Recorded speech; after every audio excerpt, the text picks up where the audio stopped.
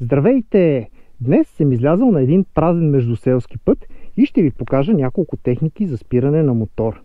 Ще наблегна и на някои детайли и ще ви кажа защо те са важни. Останете с мен! За да виждате по-добре, съм разположил от двете страни камери, които да снимат главните контроли. Спирачката, газта, задната спирачка, съединителя и лошчето за превключване на скоростите. Между другото, доста време ми отне да направя този сетъп. Надявам се да няма вибрации. Сега включваме камерите, запис и синхронизация. Техника за спиране номер 1. Най-обикновено, най-нормално спиране за светофар. Тя е много подходяща за начинаещи мотористи. При нея засилваме се надолу и прилагаме спирачно усилие на предното и задното колело. Лекичко сменяме предавките, достигайки до първа и пълно спиране. Да видим как става.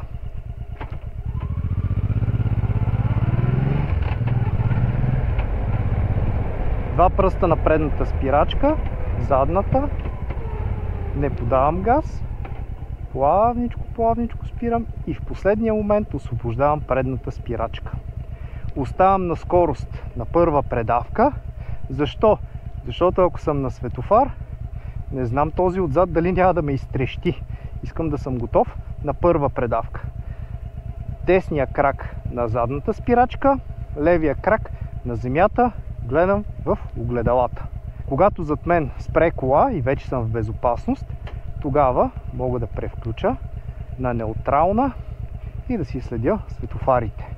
Когато наближи момента да тръгна, включвам на първа, отново държа задната спирачка, зелено, и стрелвам се. Тъй, още веднъж. Казахме, съединителя се освобождава плавно. Значи, натискам, не подавам газ и плавно освобождавам съединителя. До пълно спиране. Ако го освободя рязко, какво ще се случи? Задната гума... Друго нещо. Защо довършвам с задната спирачка? Ако не освободя предната спирачка, в последния момент на спирането, поради натрупаната енергия в предните амортисьори и пружините, се получава едно отскачане назад. Ето, спирам, цък и отскача назад.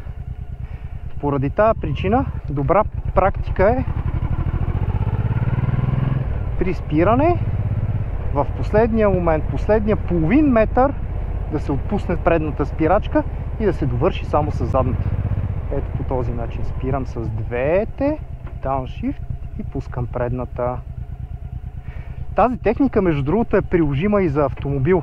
Въпреки че нямате две отделни спирачки, ако в последния момент отпуснете единствената крачна спирачка, автомобила няма да се люшне назад при спиране.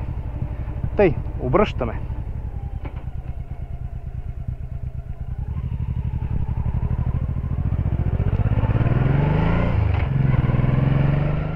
Техника номер 2. Вече не сме начинаещи мотористи и това плавно освобождаване на съединителя и бавното превключване на скоростите не ни устройва. Искаме да спираме по-бързо. За целта е нужно да синхронизираме въртящото отношение между мотора и задното колело при превключване надолу, чрез подаване на междинна газ, точно преди да освободим съединителя. Как става това нещо? Да видим.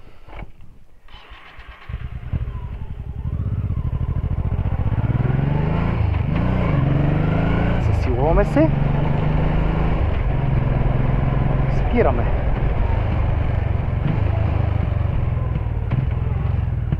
До първа освобождаваме предната спирачка. Като начинаещи мотористи, тази техника може и да е малко трудна. Значи правилното е първо да се натисне спирачката и след това да се редят предавките надолу.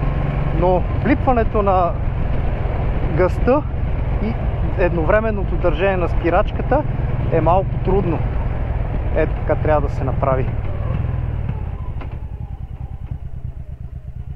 Поради тази причина начинаещите мотористи могат да почнат първо с сваляне на предавката и тогава с натискане на спирачката. Ето по този начин. Карам си, връщам газта, свалям предавката и тогава натискам спирачката. Но правилната техника е първо спирачката и след това дауншифт. Сега да намерим място пак да обърнем и да се върнем за третата техника. Трета техника – emergency braking, спешно спиране, внезапно спиране. Това е техниката, която трябва да приложим, ако някой ни засече или излезе пешеходец пред нас и трябва да спрем за максимално кратко време.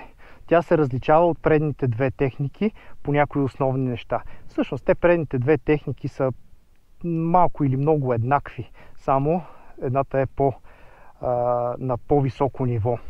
Значи, при спешното спиране не ни интересува толкова да редиме скоростите и да освобождаваме съединителя. Там фокуса е върху предната спирачка. Започваме с двете спирачки и прогресивно стискаме предната спирачка. Колкото повече стискаме предната спирачка, толкова повече се натоварва предното колело. Разтоварвайки задното колело, трябва да освободиме леко от задната спирачка. По този начин ще се предпазим от блокиране на задната гума. Но дори и да я блокираме, това не е толкова фатално. Влачайки се по-добре, отколкото въобще да не участва в спирачното усилие. Затова спира се с двете спирачки, предната прогресивно се натиска, а задната се освобождава при натискането на предната. А скоростите. Цак, цак, цак, цак до първа. Не освобождаваме съединителя, просто ги сваляме, така че като спрем да сме отново на първа. Това го повторих няколко пъти. Сега да видим как става.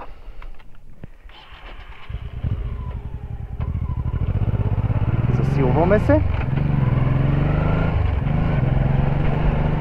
и спираме.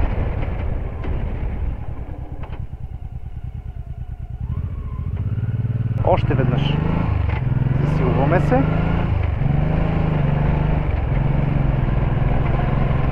Спирачка. Цак, цак, цак, цак, цак.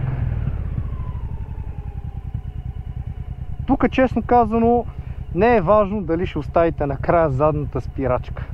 Целта ви е да не се ударите. Така че дори и да се лашнете, даже се препоръчва по-добре, ако можете в последния момент да направите стоп и да дигнете задната гума. Това ще ви спести още 1 метър. Сега на този мотор трудна работа, защото е доста тежък. Но трябва да се спре максимално бързо.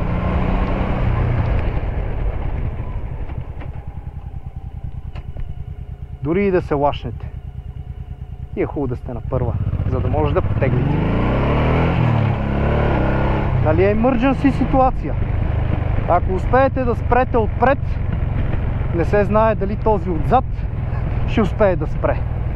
Затова трябва да сте готови да намерите път и да избягате сблъсъка, който ви очаква колата налитаща отзад. Тъй, аз приключих с спиранията за днес. Сега трябва да си разкача тая история. Една забележка. Не съм професионален инструктор и е възможно в това, което ви казах, да има някои грешки, да има някои неточности. Ще се радвам, ако ме поправите, ако ми кажете какво пропускам. Сега, правейки това видео, честно казано, може наистина да пропускам нещо и ще се радвам да го чуя от вас. Чао и до нови срещи!